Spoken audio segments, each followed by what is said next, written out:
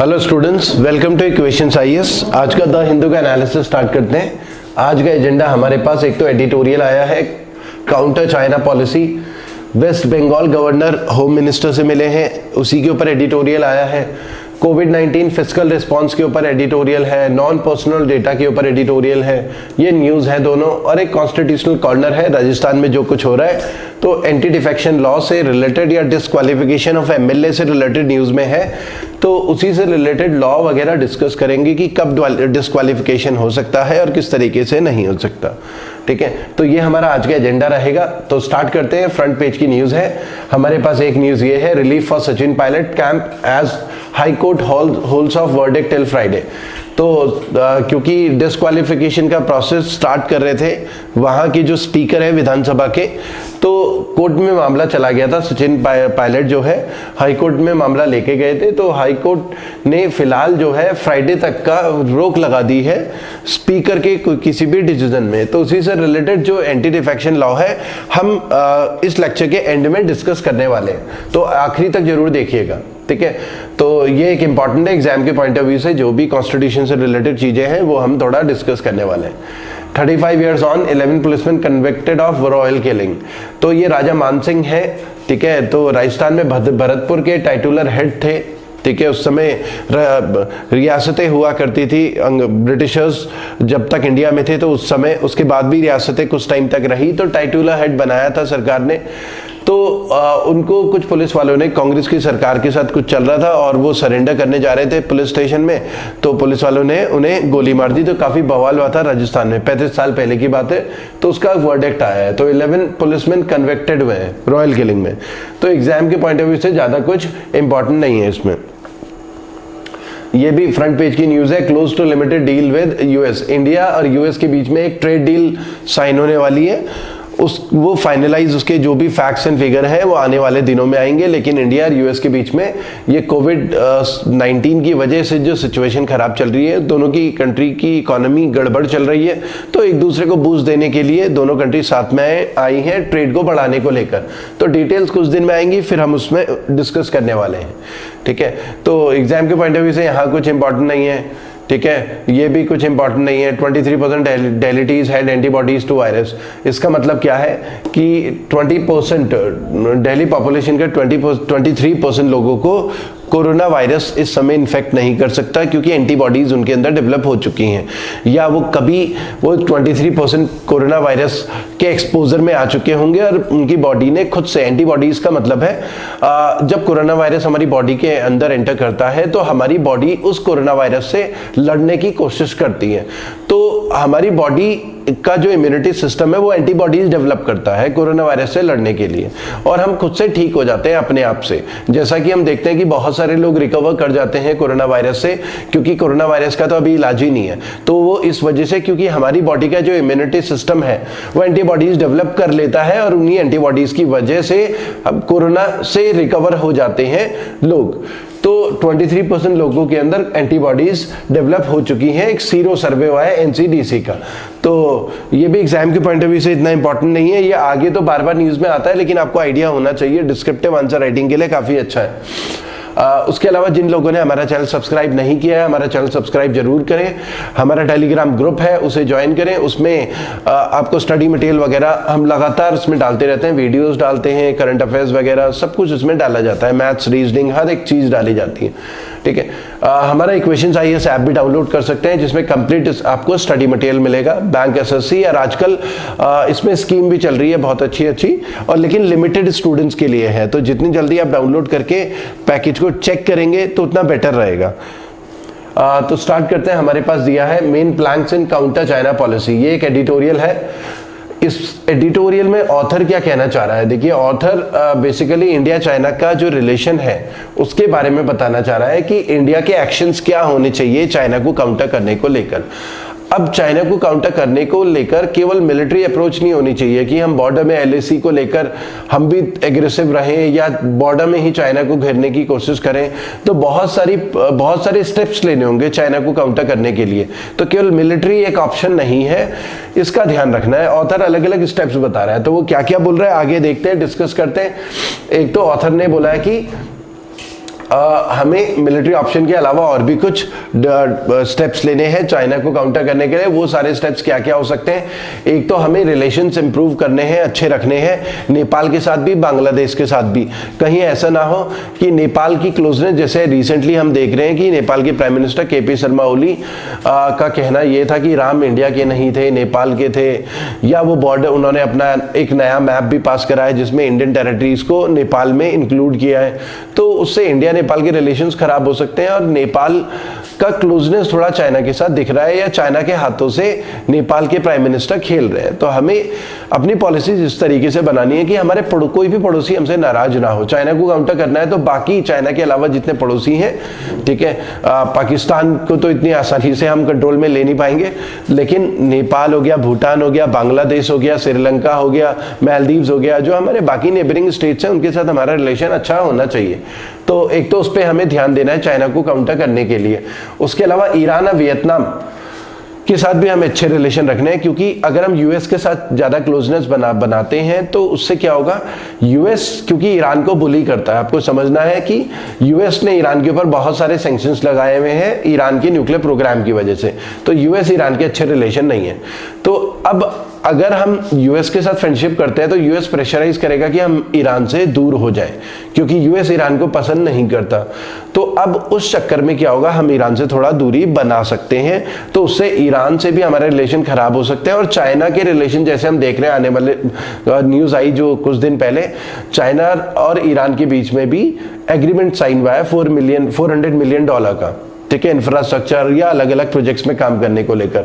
तो हमें ईरान को भी अपने साथ जोड़ के रखना है, ईरान हमारे हाथ से निकलकर चाइना के हाथ में ना चला जाए, ठीक है। तो ईरान को भी अपने साथ जोड़ के रखना है, वियतनाम को भी जोड़ के रखना है। तो ये सारी चीजें हमें बहुत सारे स्टेप्स लेने हैं, अपने एलाइज ज्यादा जोड़ने हैं, कंट्रीज को कॉन्फिडेंस में लेना है, ज्यादा से ज्यादा कंट्रीज इंडिया के कॉन्फिडेंस में रहें अगर हमें चाइना को काउंटर करना है। उसके अलावा जो साउथ ईस्ट एशिया की कंट्रीज हैं, जैसे हमें पता है कि जापान हो गया, या हमें पता है कि फिलीपींस हो गया, मलेशिया, इंडोनेशिया, वियतनाम हो गया, ब्रुनई हो गया, तो इनके साथ साउथ चाइना सी को लेकर वैसे ही चाइना के साथ डिस्प्यूट चल रहा है। तो उस डिस्प्यूट की वजह से जो बाकी साउथ ईस्ट एशिया की जो कंट्रीज हैं या साउथ चाइना सी की जो कंट्रीज हैं, उनकी चाइना से जो नाराजगी है उसका फायदा हम किस तरीके से उठा सकते हैं, उनके साथ हम ज्यादा क्लोज रिलेशंस बनाएं ताकि चाइना को काउंटर किया जा सके। उसके अलावा क्वाड सिक्योरिटी डायलॉग या क्वाड्रिलेटरल सिक्योरिटी डायलॉग, ये हम पहले भी डिस्कस कर चुके हैं कि क्वाड में ये 4 कंट्रीज आती हैं, इंडिया, यूएस, जापान, ऑस्ट्रेलिया। ये इसको क्वाड नाम क्यों दिया गया है? क्वाड्रिलेटरल का मतलब होता है 4 साइड वाला फिगर। तो अगर हम इंडिया, जापान और नीचे ऑस्ट्रेलिया, इधर यूएस ऐसे ज्वाइन करें तो क्वाड्रिलेटरल बनता है, इस वजह से इसे क्वाड नाम दिया जाता है। तो एक सिक्योरिटी डायलॉग है कि हम चारों आपस में कोऑर्डिनेट करेंगे, चाहे पैसिफिक ओशियन है या सिक्योरिटी से रिलेटेड डाटा भी शेयर करेंगे और कोऑर्डिनेट करेंगे। तो क्वाड, ये चारों साथ होने की वजह से हम चाइना को काउंटर कर सकते हैं। तो ये भी इस एडिटोरियल में ऑथर ने कहा है। उसके अलावा छोटी छोटी कंट्रीज पे ध्यान देना है चाइना के एग्रेसिव बिहेवियर को लेकर।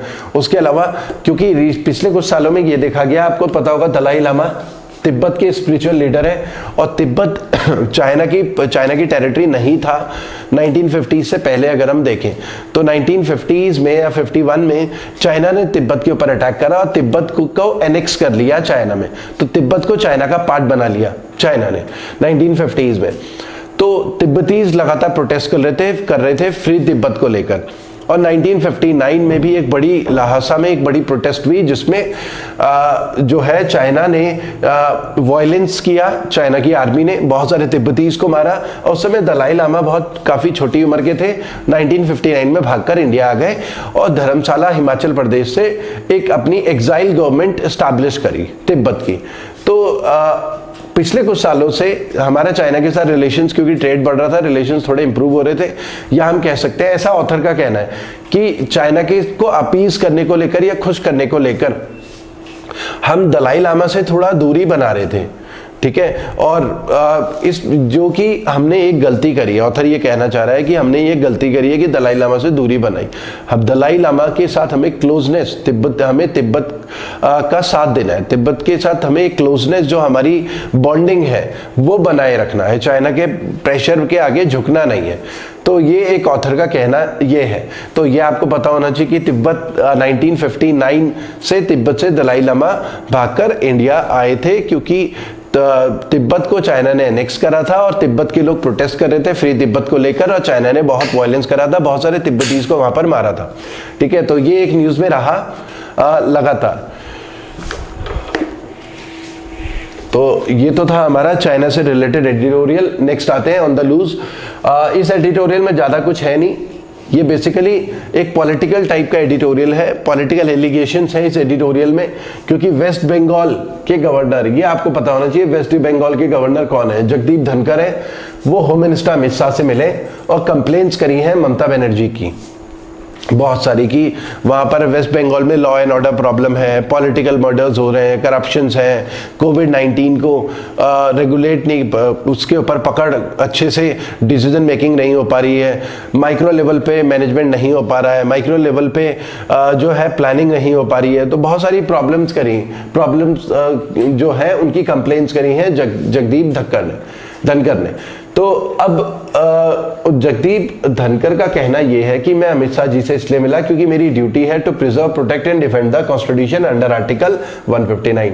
तो ये पता होना चाहिए कि गवर्नर का काम है under article 159, part of his duty to preserve, protect and defend the constitution.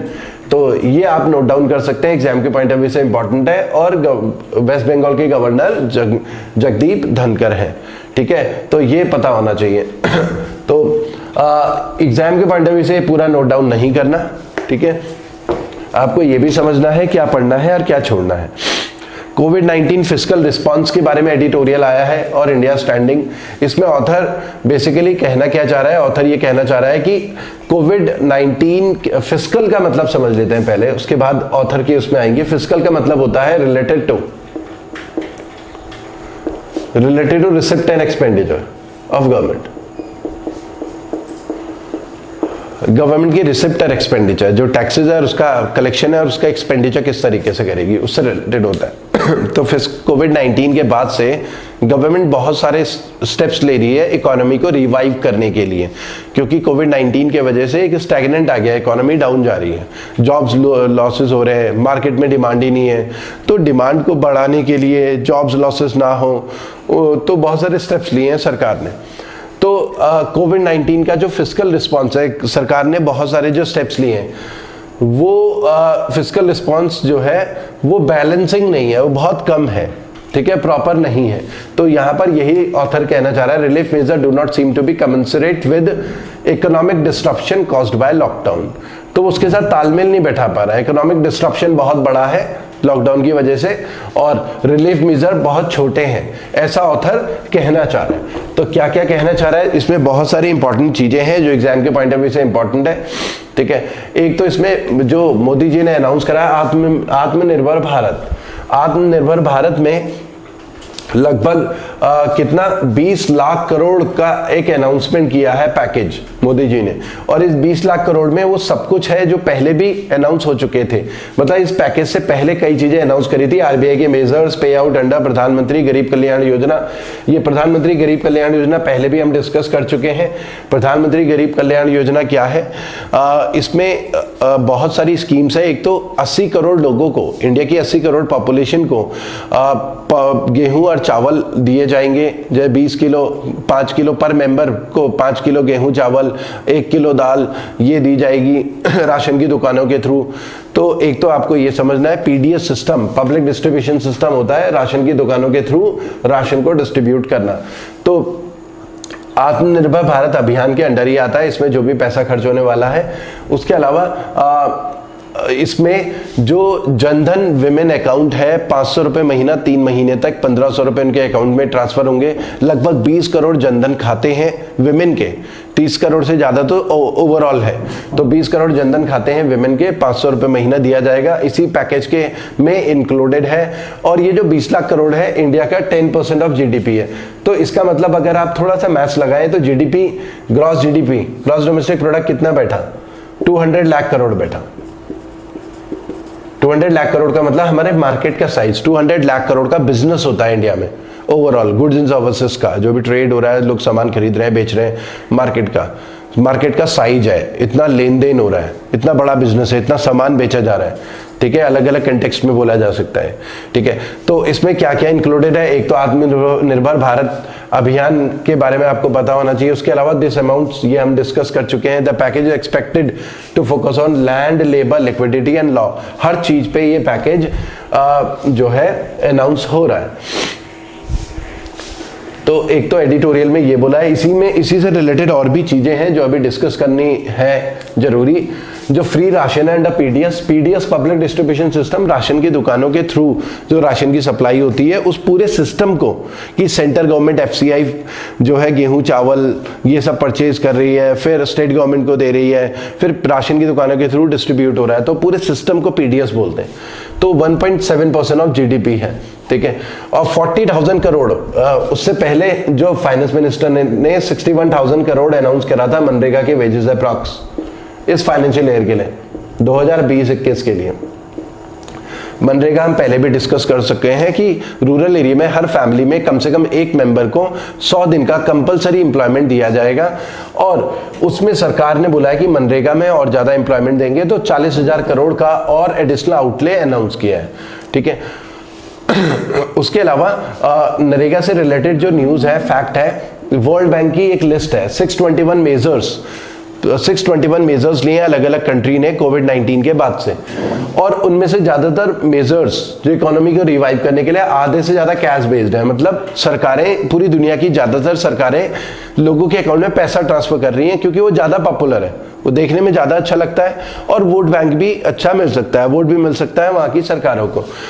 और आधे से ज्यादा 50% से ज्यादा तो समझ लो हमारा कैश ट्रांसफर है। 23% फूड असिस्टेंस है, जैसे हमारा पब्लिक डिस्ट्रीब्यूशन सिस्टम है। Waiver postponement of financial obligations है 25%, और ओनली 2% टू पब्लिक वर्क्स, ठीक है। ओनली 2% टू पब्लिक वर्क, मतलब पूरी दुनिया में जो भी स्टेप्स लिए गए केवल 2% ही पब्लिक वर्क्स को के लिए पैसा खर्च किया गया, मतलब एम्प्लॉयमेंट के लिए, जैसे मनरेगा है। तो वो हमारे इंडिया में इसका मतलब मनरेगा में अच्छा खासा पैसा खर्च हो रहा है दुनिया से अगर कंपेयर करें तो, ठीक है। ये सब ऑथर ने ऐसा बोला है। तो आपको ये सारी चीजें, छोटी छोटी चीजें हैं, इनसे रिलेटेड फैक्ट्स पता होने चाहिए। 50,000 करोड़ भी उसी में अनाउंस करा है। गरीब कल्याण रोजगार अभियान, गरीब कल्याण रोजगार अभियान में क्या है कि सिटी से बहुत सारे लोग वापस रिवर्स माइग्रेशन हो गया, गांव में वापस आ चुके हैं। जो शहरों में नौकरियां करते थे वो गांव में वापस आ चुके हैं। तो गांव में ऐसे स्किल्ड लोगों को काम देने के लिए 50,000 करोड़ का पैकेज अनाउंस किया है, ताकि वो लोग अपने गांव में ही कोई भी बिजनेस स्टार्ट कर सकें, क्योंकि वो सिटी में बहुत अच्छे से बिजनेस मैनेज कर चुके हैं और स्किल्ड लेबर होंगी बहुत सारी। तो ये भी अनाउंस किया है। उसके अलावा इसी एडिटोरियल में एक तो fiscal responsibility and budget management act 2003 का एक्ट है, ये पता होना चाहिए। इस एक्ट के थ्रू कोई भी गवर्नमेंट क्या करती है, गवर्नमेंट अपना एक्सपेंडिचर और इनकम के बीच का गैप कम रखती है। मतलब सरकारें केंद्र सरकार बजट बनाते हुए ऐसा नहीं कर सकती कि खर्चा बहुत ज्यादा कर रही है और इनकम बहुत कम हो, तो उसके गैप को रिड्यूस करता है ये एक्ट। मतलब गवर्नमेंट को खुले हाथ नहीं मिलते कि खुला खर्च कर रही है। गवर्नमेंट अगर खुला खर्च करना चाहती है तो उसके लिए गवर्नमेंट को यह भी इंश्योर करना है कि इनकम ज्यादा हो इस एक्ट के हिसाब से, ठीक है। तो इसमें रेवेन्यू डेफिसिट को 0% करना टारगेट होता है और फिस्कल डेफिसिट को मैनेजेबल 3% के अंडर, ठीक है। तो उसके लिए आप फिस्कल डेफिसिट और रेवेन्यू डेफिसिट का हमारा एक लेक्चर है जिसे आप हमारे चैनल में सर्च कर सकते हैं, वो आपको मिल जाएगा। उसमें एक पूरे सारे कॉन्सेप्ट्स क्लियर हो जाएंगे। उसके अलावा रोबस्ट डेटा रेगुलेशन, एक पर्सनल डेटा प्रोटेक्शन बिल आया था 2019 में। तो न्यूज में देखिए क्या है, नॉन पर्सनल डेटा। अब देखिए पर्सनल डेटा क्या है, हम लोगों का जो डेटा है, जैसे अगर हम देखें कि सरकार के पास हमारा पूरा डेटा होता है, सरकार के पास हमारा नाम, एड्रेस, ईमेल आईडी भी हो सकती है, क्योंकि चाहे राशन कार्ड बनाया हो किसी ने या आधार कार्ड हो तो ईमेल आईडी भी हो सकती है, हमारा फ़ोन नंबर भी होगा, हमारी बायोमेट्रिक डिटेल होंगी, फ़ोटो वोटो, हमारा पर्सनल डेटा। उसके अलावा नॉन पर्सनल डेटा मतलब हमारी ग्रेजुएशन है, ग्रेजुएशन नहीं है, या हमें क्या पसंद है क्या नहीं है, हमारा वर्क एक्सपीरियंस क्या है, कहाँ हम नौकरी करते थे, तो कई चीज़ें रहती हैं। तो नॉन पर्सनल डेटा क्या होता है, हमारा जितना भी डेटा है उसमें से केवल पर्सनल डेटा हटा दे। पर्सनल डेटा मतलब हमारा नाम, ठीक है, और हमारा जो है फोटो मतलब बायोमेट्रिक डिटेल, जिससे हमें आइडेंटिफाई किया जा सके, हमारा मोबाइल नंबर, हमारा ईमेल आईडी, जिससे हमें कोई कांटेक्ट ना कर सके। नॉन पर्सनल डेटा हो गया जैसे हमारी ग्रेजुएशन की, हमने ग्रेजुएशन यहाँ से करी है, पोस्ट ग्रेजुएशन यहाँ से करी है, स्कूलिंग यहाँ से करी है। अगर हम किसी को नॉन पर्सनल डेटा दें एक कागज में लिख के कि मेरी स्कूलिंग यहाँ से है और मेरी ग्रेजुएशन यहाँ से है और मेरी हॉबीज ये है, मेरा एम ये है, मुझे ये पसंद है, ये सारी चीज़ें अगर लिख के दे, या मेरा वर्क एक्सपीरियंस ये है, तो उसके बेसिस पे वो जज नहीं कर पाएगा कि मैं कौन हूँ, कहाँ रहता हूँ। तो ऐसी इंफॉर्मेशन को हम बोलते हैं non personal information, non personal data. अब ये जो डेटा होता है ये एक तो गवर्नमेंट के पास रहता है, पब्लिक का पर्सनल डेटा भी रहता है, नॉन पर्सनल डेटा भी। दूसरा, अलग अलग एजुकेशनल इंस्टीट्यूशंस के पास भी हमारा non personal data, non personal data दोनों रहता है। स्कूल हो गए, यूनिवर्सिटीज हो गई, या ऑफिसेज हो गए, बिजली के बिल होते हैं जहां पर, पानी का बिल हो गया, इन ऑफिसेज में भी हमारा personal data, non personal data दोनों होता है। ठीक है, उसके अलावा जो सॉफ्टवेयर्स होते हैं, एप्लीकेशंस होती हैं, जैसे फेसबुक हो गया, ट्विटर हो गया, इनके पास भी हमारा personal data, non personal data रहता है। ठीक है, इसके ऊपर हमारा एक अलग से लेक्चर आने वाला है, पूरा वीडियो, जिसमें हम पूरा डिस्कस करेंगे, काफी इंपॉर्टेंट है एग्जाम के पॉइंट ऑफ व्यू से। तो एक कमेटी बनाई है सरकार ने, नॉन पर्सनल डेटा कमेटी, कि वो जो नॉन पर्सनल डेटा है पब्लिक का, वो कंपनीज यूज करती हैं। जैसे आपने देखा होगा कि आपने कैमरा सर्च करा गूगल में, तो फिर क्या होगा, फेसबुक में आपको उसी के कैमरे के ही ऐड आने वाले हैं। तो ये नॉन पर्सनल डेटा है, आपने वो सर्च करा, तो वो कंपनी क्या कर रही है, आपका ये सारा डेटा रखती है। आपको कॉफी पसंद है, चाय पसंद है, आपको इस टाइप का कैमरा या इस टाइप के ब्रांड पसंद है, इस टाइप के ब्रांड पसंद नहीं है, वो सारा डेटा रहता है कंपनी के पास। उसको यूज करती है कंपनीज प्रोडक्ट को बनाने में, प्रोडक्ट को सेल करने में, अपनी प्लानिंग करने के लिए, फ्यूचर के लिए। तो बात ये हो रही है कि नॉन पर्सनल डेटा को क्या सबके लिए ओपन कर देना चाहिए, जो छोटे छोटे प्लेयर्स हैं वो भी उसे स्टडी करके अपनी प्लानिंग कर सके बिजनेस की। बड़ी बड़ी कंपनीज इस तरीके से कर रही हैं, तो ये लगातार न्यूज में है इस डेटा में। अब बात ये हो रही है कि एक कंट्री जहां पर पर्सनल डेटा प्रोटेक्शन बिल अभी पेंडिंग है, personal data protection bill pending है, वहां पर नॉन पर्सनल डेटा को रेगुलेट करने की बात कर रहे हैं, तो काफी प्रीमेच्योर है।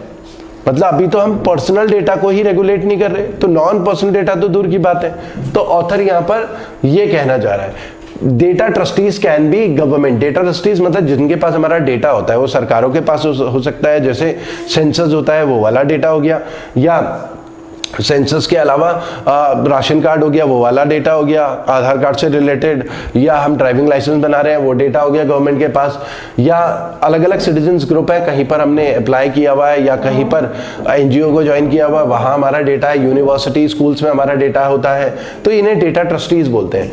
तो ये रिपोर्ट एक्सप्लेन कर रही है कि हमें स्पेसिफिक रूल्स या प्रोटोकॉल्स बनाने पड़ेंगे जो डेटा है उसको मैनेज करने के लिए। ठीक है, ताकि ये जो power composition function of trust establish हो सके लोगों के बीच में, लोगों को पूरा भरोसा रहे सिस्टम के ऊपर। तो ये सारी चीजें इस आर्टिकल में कही जा रही है पर्सनल डेटा प्रोटेक्शन बिल से रिलेटेड। तो स्टूडेंट्स, ये हमने डिस्कस करा पर्सनल नॉन पर्सनल डेटा के बारे में और पर्सनल डेटा प्रोटेक्शन बिल के बारे में। तो ये भी पार्लियामेंट में पेंडिंग है, जो कि पास होने वाला है कुछ टाइम के बाद। अभी इसमें कमेटी में डिस्कशन चल रहे हैं कि क्या क्या चीजें इसमें इंक्लूड करनी है, क्या एक्सक्लूड करनी है, कैसे उसे रेगुलेट करना है। नेक्स्ट आते हैं यूरोपियन यूनियन के जो लीडर्स हैं, यूरोपियन इकोनॉमी को रिवाइव करने के लिए रेस्क्यू पैकेज इन्होंने अनाउंस करा है यूरो 750 बिलियन का। तो 750 बिलियन यूरो का एक पैकेज अनाउंस किया है। तो एग्जाम के पॉइंट ऑफ व्यू से देखिए इंपॉर्टेंट क्या है, एक तो अमाउंट पता होना चाहिए कि यूरो 750 बिलियन का एक रेस्क्यू पैकेज इन्होंने अनाउंस करा है। यूरोप के जो बड़े बड़े लीडर्स से अलग अलग कंट्री के प्राइम मिनिस्टर, प्रेसिडेंट वो मिले यूरोप के, और उन्होंने ये पैकेज अनाउंस किया। अब इसमें इंपॉर्टेंट क्या है आपको पता होना चाहिए, यूरोपियन यूनियन क्या है, ये हम पहले भी डिस्कस कर चुके हैं। European union basically group of 27 countries है यूरोप की। ओरिजिनली 28 कंट्रीज थी, पहले भी रिपीट कर चुका हूं, कई बार एग्जाम में आ सकता है। ओरिजिनली 28 कंट्रीज थी, लेकिन इसी साल 31 जनवरी को यूके ने छोड़ दिया European union. UK European union से बाहर हो गया। इस डेट को, डेट भी पता होनी चाहिए, ये भी पता होनी चाहिए पहले कितना था और अब कितनी कंट्री है यूरोपियन यूनियन में। उन 27 कंट्रीज में 19 कंट्री ने euro as a currency accept किया हुआ है। ये डेटा भी आपको पता होना चाहिए, एग्जाम में ये भी आ सकता है ऑफिशियल करेंसी। बाकी 8 यूरोपियन यूनियन मेंबर्स ने अपनी अलग करेंसी एक्सेप्ट करी हुई है, वहां पर यूरो एज अ करेंसी नहीं है। यूरोपियन यूनियन बना कब? 1990 की मैस्ट्रिक्ट ट्रीटी जो हुई थी उसका रिजल्ट था यूरोपियन यूनियन, ठीक है, ये आपको पता होना चाहिए। इससे फायदा क्या हुआ? यूरोप की जो 27 कंट्रीज है उनका एक सिंगल मार्केट क्रिएट हो गया। कोई भी कंट्री के जो बिजनेसमैन है कहीं भी जाके अपना प्रोडक्ट को सेल कर सकते हैं, ट्रेड कर सकते हैं इजीली, मतलब ओपन बॉर्डर है, वीजा अप्लाई करने की जरूरत नहीं है। जैसे हमें यहाँ से पाकिस्तान जाना हो तो वीजा, ठीक है, हमें यहाँ से श्रीलंका जाना हो वीजा लगेगा, तो आसपास की कंट्री में जाने के लिए भी वीजा। यूरोप में वो कहाँ वीजा का चक्कर ही नहीं, यूरोपियन यूनियन है, बॉर्डर ओपन है, कोई भी इजीली ट्रेड भी कर सकता है और ट्रैवल भी कर सकता है, तो ज्यादा फ्री बॉर्डर है वहां पर, ठीक है। तो ये फायदा है, हर एक कंट्री को इस ट्रीटी का, यूरोपियन यूनियन का बेनिफिट वहां पर मिलता है, और साथ ही साथ कुछ रिस्ट्रिक्शंस भी हैं। उसके अलावा ये न्यूज में था, IRDAI approves group variant of corona कवच।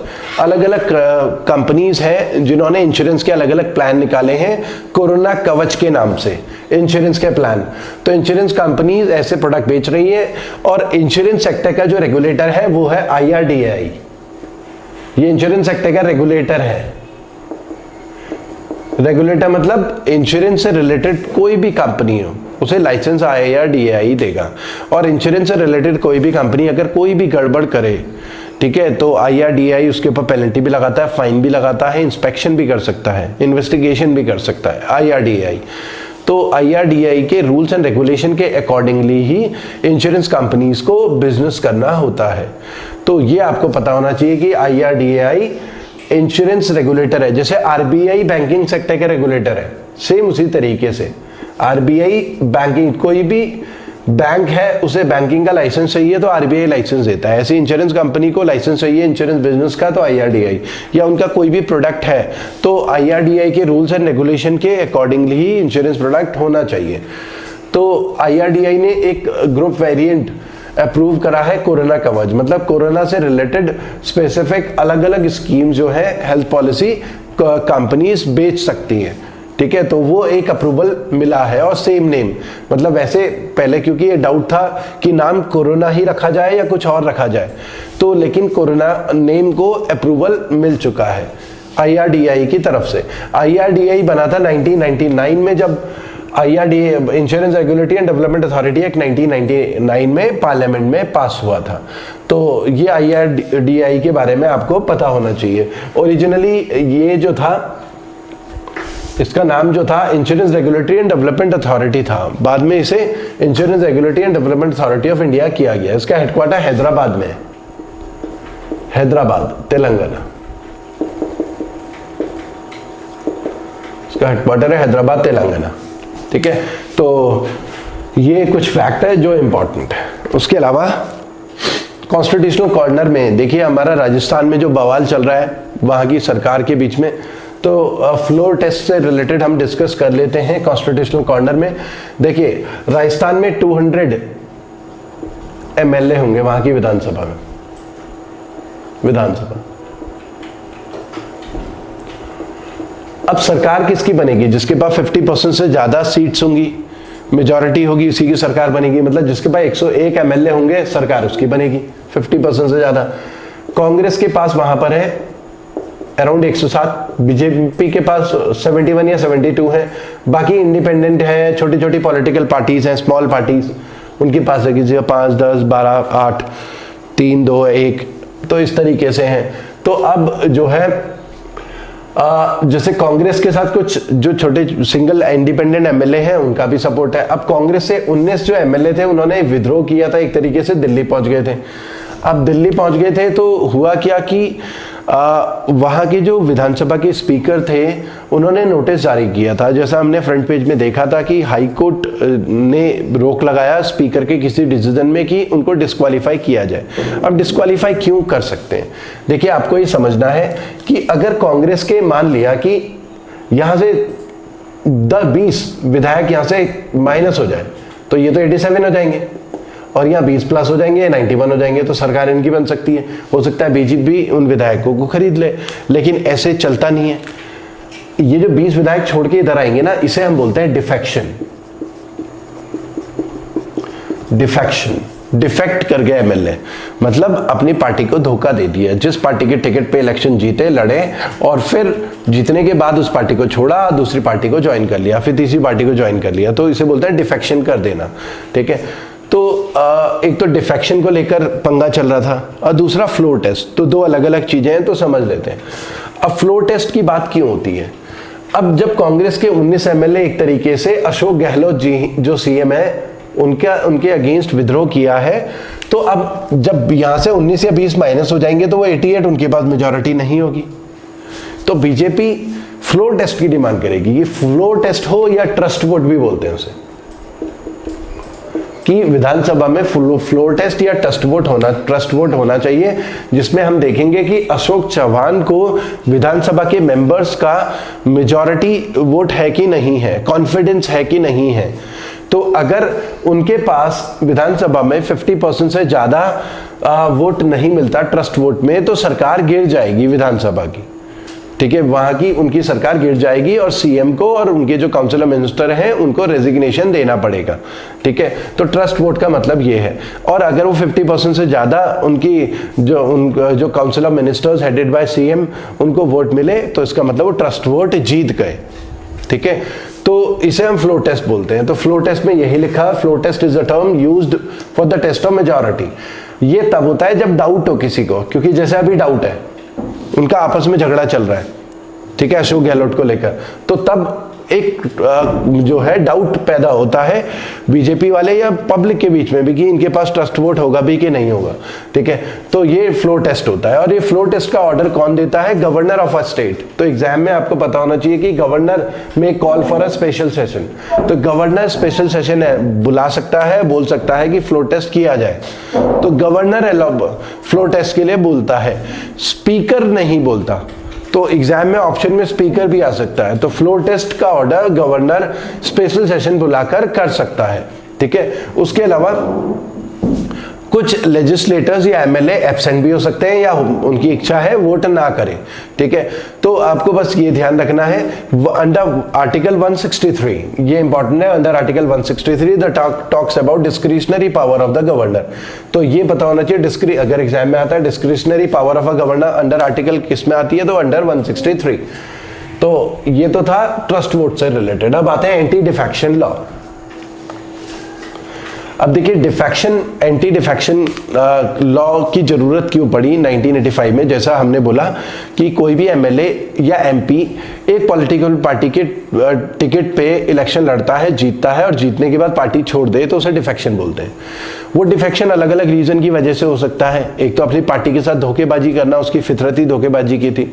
दूसरा ये है कि पार्टी उसे परेशान कर रही थी, ठीक है, उसे एक्सप्लॉइट कर रही थी, वो परेशान, जेन्युइन रीजन रहा हो छोड़ने का, ये भी हो सकता है। ये भी रीजन हो सकता है कि सामने वाली पार्टी ने उसे पैसा ऑफर किया हो, ये भी रीजन हो सकता है। या सामने वाली पार्टी ने पावर ऑफर करी हो कि हमारे साथ आ जाओ तो हम तुम्हें ये वाला मंत्री बना देंगे। तो अलग अलग रीजन हो सकते हैं। तो ऐसी प्रैक्टिसेस को रोकना है, तो उसके लिए एंटी डिफेक्शन लॉ 1985 में पास हुआ था, अंडर 52nd कॉन्स्टिट्यूशनल अमेंडमेंट 1985 में। और हमारे कॉन्स्टिट्यूशन में एक 10th शेड्यूल ऐड किया गया था। इस समय हमारे कॉन्स्टिट्यूशन में 12th शेड्यूल है। ठीक है, और अब कौन से एमएलए, डिस्क्वालिफिकेशन का मतलब है कि उन एमएलए की जो इस तरीके से पार्टी छोड़कर दूसरी पार्टी ज्वाइन कर लेते हैं, उनकी विधानसभा की सीट ही चली जाएगी, मतलब वो एमएलए रहेंगे ही नहीं फिर। ठीक है, तो अब जब हमने पता है कि जैसे 19 एमएलए हैं सचिन पायलट के साथ, तो अगर इनकी सीट ही चलेगी एमएलए की, तो फिर ये क्या करेंगे? इलेक्शन अभी टाइम है, 3-3.5 साल है राजस्थान में इलेक्शन होने में, तो पावर ही हाथ से चली गई। तो डिफेक्शन लॉ में क्या होता है, एंटी डिफेक्शन लॉ में, और एंटी डिफेक्शन लॉ से रिलेटेड डिसीजन स्पीकर लेता है, और वो तब लेता है जब ये प्रूव हो कि धोखेबाजी कर रहे हैं एमएलए अपनी पार्टी के साथ। ठीक है, तो तब ये डिसीजन लेता है स्पीकर। तो आपको ये पता होना चाहिए कि decision regarding disqualification under the law will be taken by speaker या प्रिजाइडिंग ऑफिसर। तो ये इंपॉर्टेंट है, एग्जाम में ये कई बार आया है। तो उसी से रिलेटेड हाई कोर्ट में मामला चल रहा था, क्योंकि हुआ क्या था, जो एमएलए थे उनको नोटिस जारी किया था स्पीकर ने कि डिस्क्वालिफिकेशन का नोटिस जारी किया था, डिस्क्वालीफाई किया नहीं था। तो वो जो एमएलए थे, ग्रुप ऑफ एमएलए, वो हाई कोर्ट चले गए थे।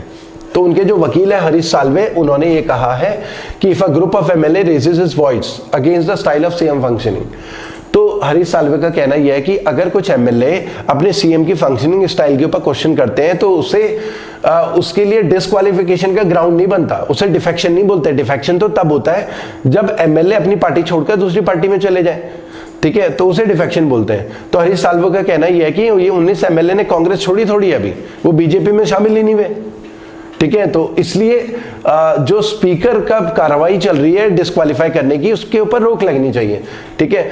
तो और violation of freedom of speech का भी वायलेशन है। फ्रीडम ऑफ स्पीच मतलब बोलने की आजादी है। हम क्रिटिसाइज कर रहे हैं अपने सीएम को, ठीक है, और अपनी हाईकमांड से बात करने के लिए गए थे, तो फ्रीडम ऑफ स्पीच का भी वायलेशन है। बोलने भी नहीं दे रहे कि नहीं तुम कुछ बोल ही नहीं सकते सीएम के अगेंस्ट। तो एक तरीके से ये हरीश साल्वे ने कहने की कोशिश करी है। उसके अलावा जो है अभिषेक सिंघवी, जो सीएम या कांग्रेस की सरकार के फेवर में उनकी तरफ से जो वकील थे, उन्होंने बोला कि रिट पिटिशन जो है, जो एमएलए है उनकी, ये प्रीमेच्योर है, क्योंकि अभी डिस्क्वालिफिकेशन का डिसीजन तो स्पीकर ने लिया ही नहीं है। क्योंकि जब डिस्क्वालिफिकेशन का डिसीजन स्पीकर लेगा तो उसके बाद ही कोर्ट में रिट सुनी जानी चाहिए, ठीक है। कोर्ट को तब एडमिट करना चाहिए जब स्पीकर ने कोई डिसीजन ले लिया। अभी तो अंडर प्रोसेस सब कुछ, अभी तो फैसला ही नहीं हुआ कुछ, अभी तो प्रोसेस ही हुई है। पहले स्पीकर को डिसाइड करने दो, सर्कमस्टांसेस को देखने दो, उसके बाद आप एडमिट कर सकते हैं, ठीक है। तो ये सब ऐसा अभिषेक सिंघवी ने ऐसा कुछ बोला है। फिलहाल हाईकोर्ट ने रोक लगा दी है स्पीकर के फ्राइडे तक के लिए, कि फ्राइडे तक आप कुछ नहीं करेंगे। तो आपको समझना है speaker, power of speaker with regard to anti defection law क्या है। स्पीकर के पास बहुत पावर होती है किसी भी एमएलए को या एमपी को डिस्क्वालीफाई करने की, मतलब हाउस से बाहर करने की, उनकी मेंबरशिप चली जाएगी, ठीक है, स्पीकर के ऊपर। लेकिन देखिए सुप्रीम कोर्ट ने 1993 में Kihoto Hollohan versus Zachillhu case 1993 supreme court ने ऐसा कहा है कि जो डिस्क्वालिफिकेशन जब भी स्पीकर डिसाइड करेगा तो उसको कोर्ट ऑफ लॉ में जुडिशियल रिव्यू में लिया जा सकता है। सुप्रीम कोर्ट उसका रिव्यू कर सकता है, मतलब उस डिसीजन को चेंज कर सकता है। हालांकि ये भी क्लियर है कि स्पीकर के अगेंस्ट एक्शन नहीं लेंगे, लेकिन उनके डिसीजन को बदला जा सकता है। वो फाइनल नहीं होता। अगर स्पीकर ने डिस्क्वालीफाई कर दिया किसी मेंबर को तो फाइनल नहीं होगा डिसीजन, फिर कोर्ट डिसाइड करेगा कि डिस्क्वालीफाई हुआ मेंबर की नहीं हुआ। कहीं ऐसा तो नहीं कि इमोरल हो या मेलाफाइड हो या अपनी पॉलिटिकल पार्टी के प्रेशर में डिस्क्वालीफाई किया हो मेंबर्स को, क्योंकि जो स्पीकर होता है वो रूलिंग पार्टी की तरफ से ही स्पीकर बन रहा होता है और स्पीकर से रेजिग्नेशन देने के बाद वापस पॉलिटिकल पार्टी में एज अ नॉर्मल कार्यकर्ता काम कर सकता है। तो ये सारी चीजें हैं जो कॉन्स्टिट्यूशन से रिलेटेड थी, जो हमने डिस्कस करी। तो आज के लिए इतना ही करते हैं, फिर नेक्स्ट सेशन में इससे आगे कंटिन्यू करेंगे।